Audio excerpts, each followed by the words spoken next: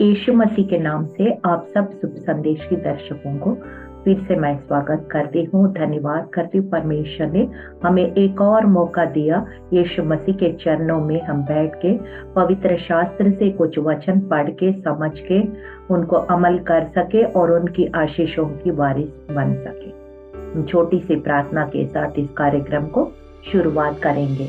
धन्यवाद महान सामर्थ्य पिता, राजाओं का राजा, प्रभुओं का प्रभु, ईश्वरों का ईश्वर, प्रभु यीशु के लहू के द्वारा आपके अनुग्रह सिंहासन पर आते हैं पिता। आपकी दया अनुग्रह को मांगते यीशु राजा, आपकी जो वचन का भेद हमारे लिए खोलिए प्रभु। आपका वचन बताता है प्रेरितों का 26 और 23 में 26 का 23 में से लिखा, मसीह को दुख उठाना होगा और वही सबसे पहले मरों में से जी उठकर हमारे लोगों में और अन्य जातियों में ज्योति का प्रचार करेगा। हालेलुया। हाँ प्रभु, तेरी ज्योति हमें दे प्रभु यीशु, ताकि हम ज्योति का प्रचार करें, मरों में से जी उठने का प्रचार हम करें प्रभु यीशु। मदद कीजिए, आप सहायता कीजिए। बोलने वाले मुझको, देखने वाले दर्शकों को, दोनों को मदद मिले प्रभु। धन्यवाद, आदर महिमा तुझे मिले। हम घटे आप बड़े यीशु मसीह के जीवित और सामर्थ्य नाम में इस प्रार्थना को हम मांगते हैं। सुनिए, ग्रहण कीजिए। आमीन आमीन आमीन। We preach Christ resurrected. हम जीवित मसीह का प्रचार करते हैं। हालेलुया। जो पहले समय में यीशु मसीह जब इस पृथ्वी में थे, दो तरह का वहां पे धार्मिक गुरु होते थे, फारिसीज एंड सैदूसीज। फरीसी लोग और सदूसी लोग हुआ करते थे। और एक ग्रुप यीशु मसीह का मतलब मसीहा का जो पुनरुत्थान पे विश्वास करते थे, और दूसरा ग्रुप पुनरुत्थान में नहीं विश्वास करते थे। इसलिए ये धर्म गुरु में भी दो विभाजन है। But we as believers in Christ, we believe that Christ died, was buried and rose again. Hallelujah. पहला कोरिन्थियों 15 और 3 से 5 अगर हम पढ़े तो पवित्र शास्त्र के अनुसार यीशु मसीह मारा गया, गाड़ा गया और तीसरा दिन जी उठा है।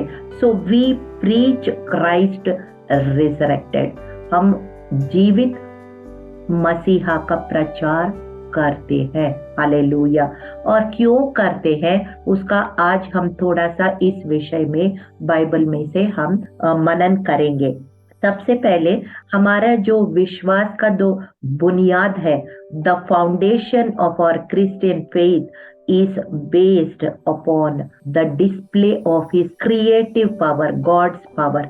अगर हम उत्पत्ति से अगर हम देखेंगे तो जेनेसिस चैप्टर 1 and 1 to 3 अगर हम देखें तो आदि में परमेश्वर ने आकाश और पृथ्वी की सृष्टि की, और पृथ्वी बेडौल और सुनसान पड़ी थी और गहरे जल के ऊपर अंधियारा था, तथा परमेश्वर का आत्मा जल के ऊपर मंडलाता था। तब परमेश्वर ने कहा उजाला हो, तो उजाला हो गया।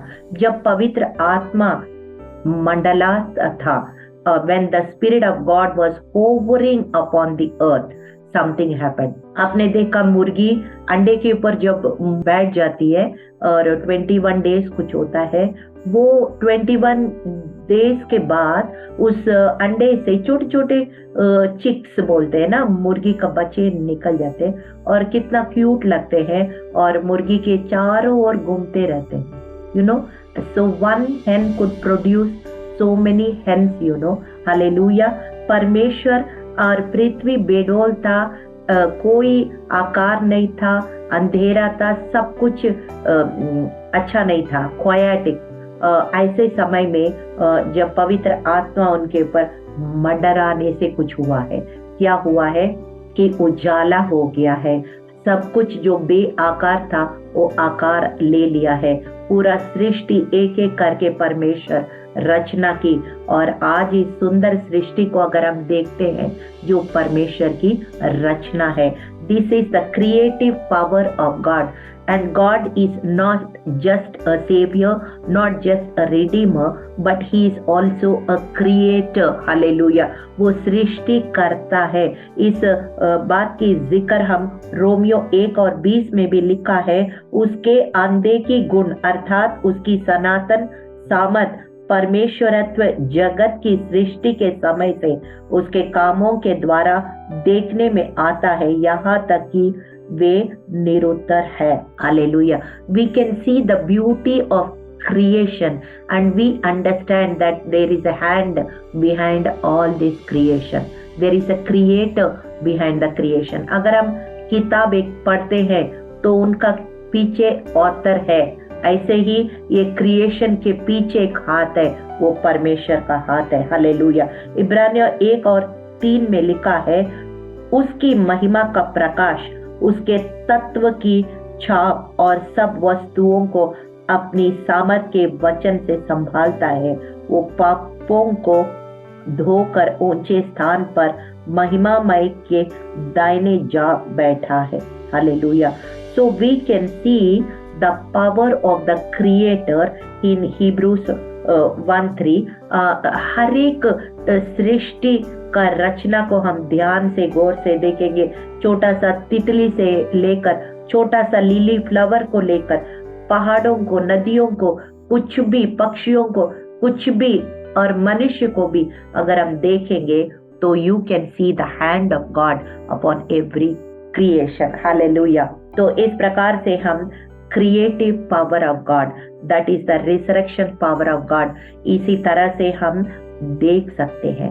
और कई सारे ऐसे गवाही भी मैंने देखा है, सुना है कि लोग इवन द बॉडी ऑर्गन्स जो नहीं था वो भी क्रिएट हो गया है। That is the way God can create things. Hallelujah. ये क्रिएटिव पावर ऑफ गॉड, इसके द्वारा हमें उनके रिसरेक्शन पावर भी दिखाई देता है। और हम 1 कोरिन्थियों 11 और 23 और 26 में हमेशा हम उनके मृत्यु के यादगारी में हम उस वचन को पढ़ते हैं और उनके बदन को और उनके लहू को सिंबॉलिकली हम लेते हैं, कम्युनियन लेते हैं, प्रभु भोज को लेते हैं उनके मृत्यु के यादगारी में।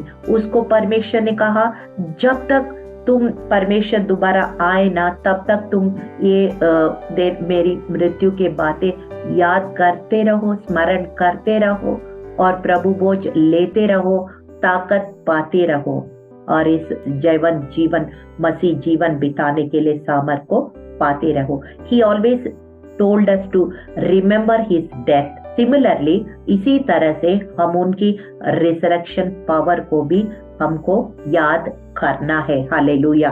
क्योंकि उस मैरी मगदलेनी को देखते हैं और बहुत सारे स्त्रियों को देखते हैं, वो कह रहे जिंदों को मुर्दे लोग के बीच में क्यों ढूंढ रहे हो, ऐसे वचन कहता है। मैथ्यू 28:6 में लिखा है, यहाँ नहीं है परंतु अपने वचन के अनुसार जी उठा है, आओ उस स्थान में देखो जहाँ प्रभु पड़ा था।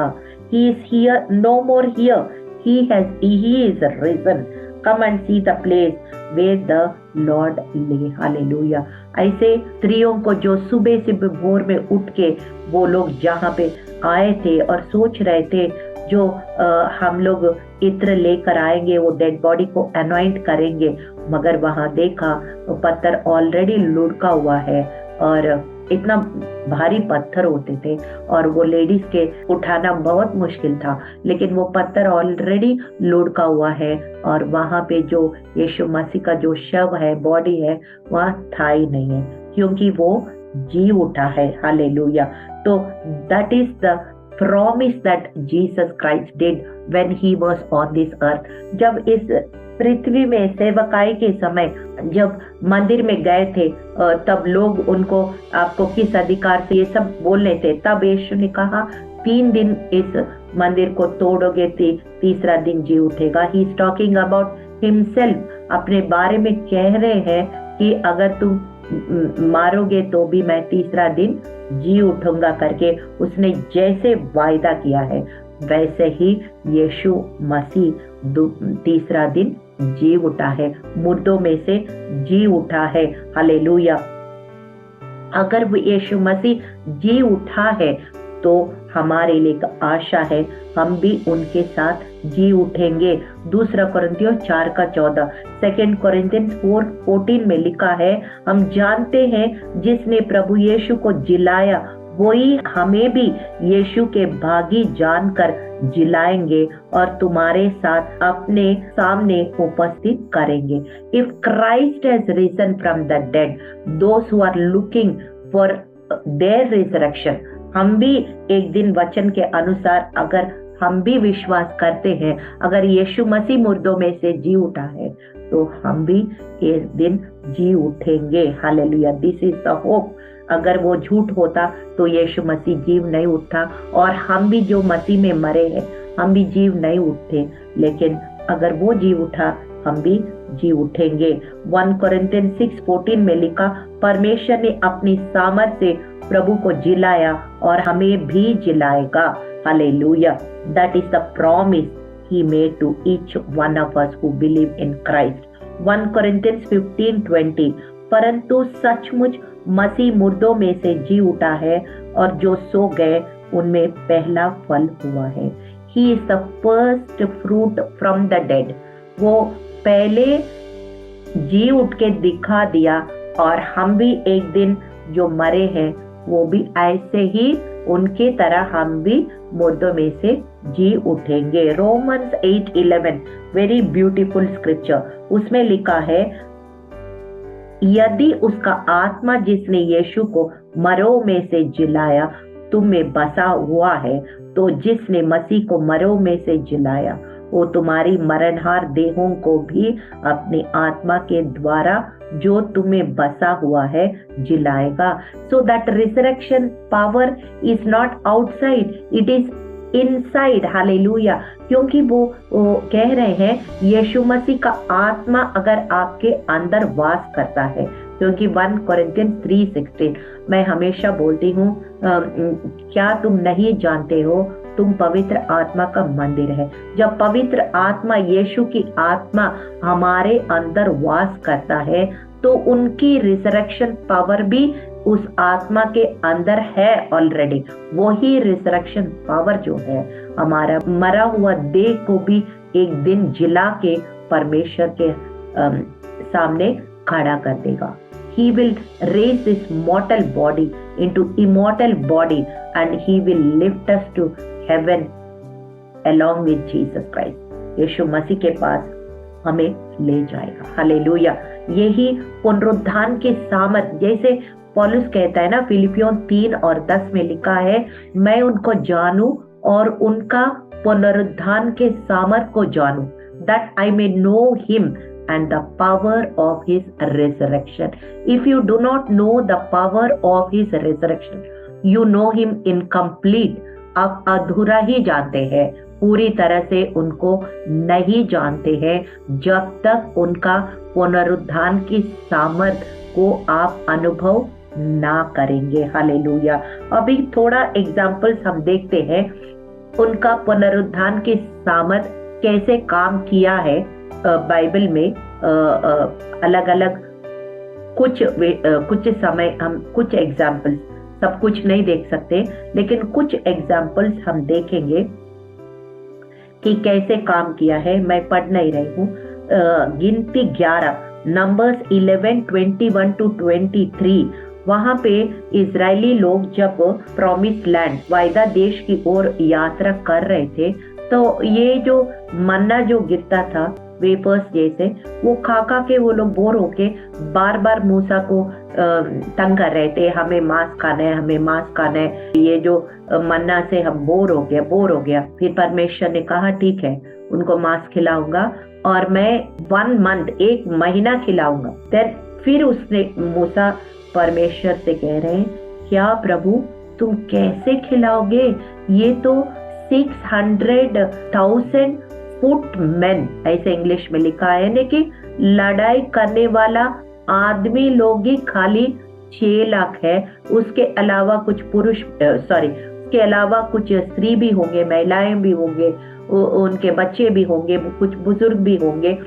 ये सारे लोग को कहाँ से मांस लाओगे, और 1 महीने तक कहाँ से लाओगे, और फिर कितना जानवरों को वध करना पड़ेगा, कितना मछलियों को पानी से इकट्ठा करना पड़ेगा, ये कैसे होगा। But God did it and he displayed his power. उसने अपने सामर्थ को प्रकट करके उसने मांस खिला के दिखाया, इतना खिलाया कि वो मांस से बिल्कुल वो फेडअप हो, इतना ज्यादा भी खिलाया। Hallelujah. So God's resurrection power, it is beyond your comprehension. हमारा बयान से भी अतीत है, बाहर है। Hallelujah. Only you have to experience। सूखे हड्डियों के तराई में जब एसेकियल को परमेश्वर लेके गया और बोला क्या हड्डी जीवित हो सकता है क्या? नेचुरली तो नहीं हो सकता है, लेकिन इसलिए एसेकियल ने कहा कि हाँ प्रभु आप जानते हैं। तो उसने कहा भविष्यवाणी कर। जब भविष्यवाणी किया, हड्डी हड्डी जुड़ते चले गया, डेड बॉडी बन गया, फिर उनके चमड़े, उनके मांस, उनके, फिर उसने कहा prophesy to the wind, north wind, south wind, east wind, west wind. Then he prophesy to the wind, फिर वो विंड जो हवा उस डेड बॉडी के अंदर आ गया, फिर वो पैरों में खड़े होके बहुत बड़ी सेना बन गया। This is the resurrection power of God. Hallelujah. Abraham को देखते हैं 100 साल में, और सैरा को 90 साल में, जब तक वो बच्चा नहीं था, देवर अब्राम एंड सराई।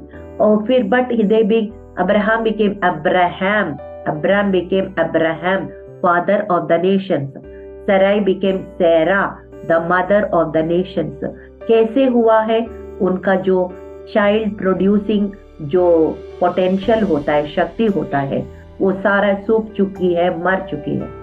शरीर में कोई ताकत, 100 साल में किसी को बच्चा पैदा करने की ताकत नहीं होता है, 90 साल में किसी को बच्चा पैदा करने का ताकत नहीं होता है। But God's resurrection power showed up. उनके पुनरुत्थान की शक्ति के द्वारा 100 साल में, 90 साल में अब्राहम और सारा को आइसक पैदा करके परमेश्वर ने दिखाया। This is the display of his resurrection power, one of the classic examples of his resurrection power. Hallelujah. और इसी तरह से हम देखते हैं कि किस तरह से उसमें इजरायली लोग को मिस्र से, गुलामी से, किस तरह से 10 महामारी से, और फिर किस तरह से अपना सामर्थ को दिखा के किस तरह उस गुलामी से लोगों को, इजरायली लोगों को मिस्र से बाहर, बॉन्डेज से बाहर लेकर आया है। इस resurrection power is a classic example. और फिर हम देखते हैं लूक 1:34-35, ये पढ़ते हैं the power of his resurrection displayed during the conception of Jesus Christ. यीशु मसीह का पैदाइश भी उनका रिजरेक्शन पावर को दिखाता है। एक वचन पढ़ती हूँ, लूक 1:34-35। मरियम ने स्वर्गदूत से कहा, ये क्यों कर होगा, मैं तो पुरुष को जानती ही नहीं। स्वर्गदूत ने उसको उत्तर दिया, पवित्र आत्मा तुझ पर उतरेगा, परम प्रधान की सामर्थ तुझ पर छाया करेगी, इसलिए वो पवित्र जो उत्पन्न होने वाला है वो परमेश्वर का पुत्र कहलाएगा। She said, I knew no man। सिर्फ सगाई हुआ था और पुरुष को नहीं जानती थी, फिर बेबी कैसे होगा? ऐसे करके मरियम ने जब फरिश्ते से पूछा, God's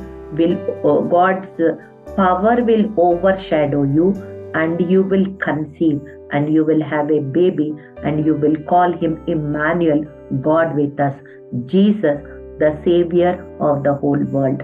मतलब परमेश्वर की आत्मा जब मरियम के ऊपर छाया किया तो उनके अंदर वो जो यीशु मसीह का बीज पैदा हुआ उनका गर्भ में, और उसी पवित्र आत्मा का बीज के द्वारा वो यीशु मसीह जन्म हुआ।